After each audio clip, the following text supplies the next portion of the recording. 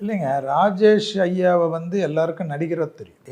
எனக்கு வந்து அவர் ஐயாவை வந்து ஸ்வாட் சுவாமிகளாக தெரியும். ஏன்னா நாங்கள் படித்த கெல்லட் மேல்நிலை பள்ளின்னு திருவல்லிக்கேணியில் இருக்கு. அதில் வந்து அவர் கடைசியாக எங்களுக்கு தான் வாத்தியாராக இருந்து ஃபேர்வெல் கன்னிப்பருவத்திலே படத்துக்காக அவர் ஹீரோவாக செலக்ட் பண்ணுறதுக்காக ஃபேர்வெல்லில் ரத்னா கேஃப் மசாலா தோசையை அத்தனை ஸ்டூடெண்ட்டுக்கும் வாங்கி கொடுத்து கிளம்பினவர்.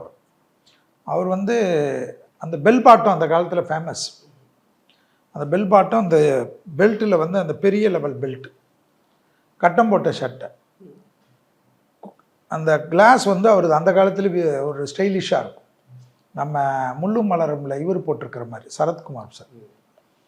ஸோ நடக்கிறச்சவே சிவாஜியுடைய ஸ்டைலில் தான் அவருடைய எல்லா அணுகுமுறையும் இருக்கும். அன்றைக்கி எந்த லெவலில் அந்த அன்போடு இருந்தாரோ என்னை தாமுன்னு தான் கூப்பிடுவார். செல்வின்னு இப்போ கூட நாங்கள் 2 நிகழ்ச்சி போன வாரம் ஒன்று பண்ணேன். அவர் வீட்டுக்கு போயிட்டு ரொம்ப நேரம் இருந்து பண்ணேன், ஒரு 3 தனியார் தொலைக்காட்சிக்கு. அதுக்கு முன்னாடி வந்து ஒரு தனியார் நிகழ்ச்சிக்காக 4 ஹவர் நானும் அவரும் தனியாக உட்காந்து ஜோதிடத்தை பற்றி.